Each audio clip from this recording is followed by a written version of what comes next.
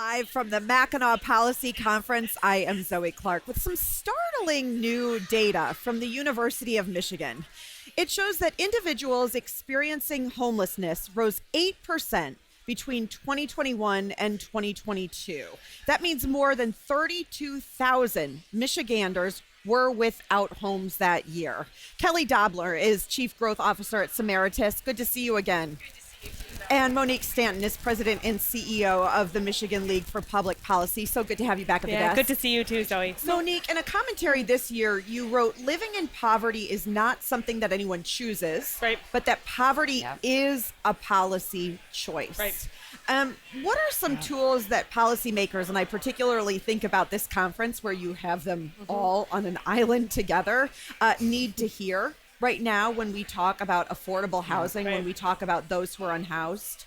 Right. So one perfect example about how policy and poverty is a policy choice is the child tax credit. Yeah. We increased the child federal tax credit during COVID. Childhood poverty was cut in half. We let that lapse, and big surprise, child poverty skyrocketed. And so there are significant policy choices that we make that make affordable housing more difficult. It's really a two-pronged issue. We have a supply issue. We have 40% of renters in Michigan have high housing burden costs, meaning the rent that they're paying is more than 30% of their total income. And we also have significant economic security issues. You know, we have high rates of poverty, and so people frankly can't afford the housing that's there in our state. And so we need to do things, one, to make the supply side more accessible through things like investments in the Community Housing Development Fund, as well as boosting economic security by boosting wages, addressing things like paid family leave, things that really make sure that a family has the resources, which is frankly cash, available to pay for housing. Do you think policymakers, again, the stakeholders who can do something, deeply understand this issue? Do they understand what's going on?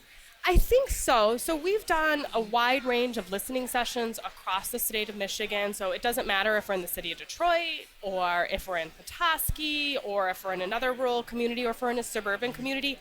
Housing comes up consistently as one of the primary concerns because people are getting priced out of the market.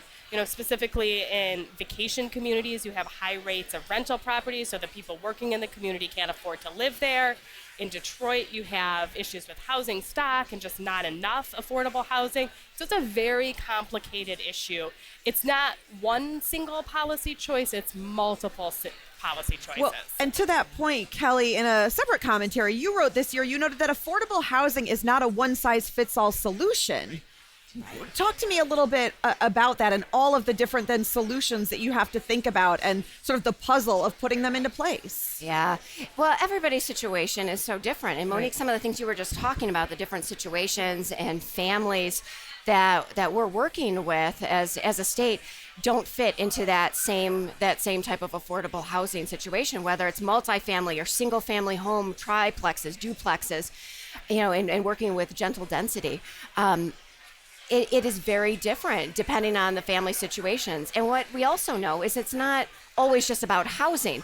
It's the housing and the resources that you can surround somebody with to make sure that they're on a road to self-sufficiency and have the independence and dignity of home ownership, or at least a comfortable housing situation if it is rental.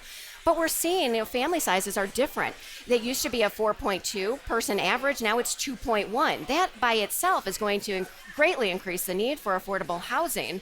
And the other part that's surprising me is how many people don't understand who qualifies for affordable housing and what affordable housing is. It's not something that's concentrated poverty, which I hear on a regular basis. It's not at all. And when you're talking about average median incomes from 30% to 120%, that is a broad stroke of who qualifies.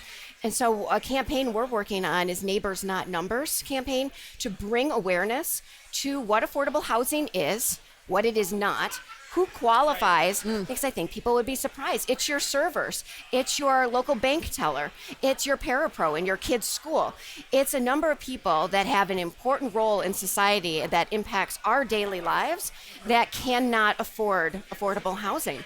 I'll tell you, some of our youth that are aging out of care, or even my own children, I'll tell you, one of their top concerns is housing. 15, 16, 14-year-olds are worried about housing and being able to afford that when they enter their young adult years. So we have 20% of youth between ages of roughly 18 and I think 26 in Michigan that are living in poverty. And so it means they can't afford housing. And so then there's others that still may be above that poverty threshold, but are still really struggling to make ends meet. And when we link back to trying to grow Michigan's population, we really need to start first with the people that are here, making sure that they have good incomes, good paying jobs, and access to housing, and then we can build from there. If we address some of these really significant fundamentals in Michigan, it will ultimately, I think, make Michigan a more attractive state for young people and other people to come back to. Well, and go ahead, Zoe. No, please, Kelly, go. Well, I should say, one of the things you asked earlier that piggybacking what you said is the creative ways to make affordable housing available. It can't just be on the current tools within MISHDA's tool belt, by way of example. It takes a while, to be able to do that. It doesn't always fit. We have to work with new developers. We have to bring new models online, like community land trusts that preserve affordable housing in perpetuity.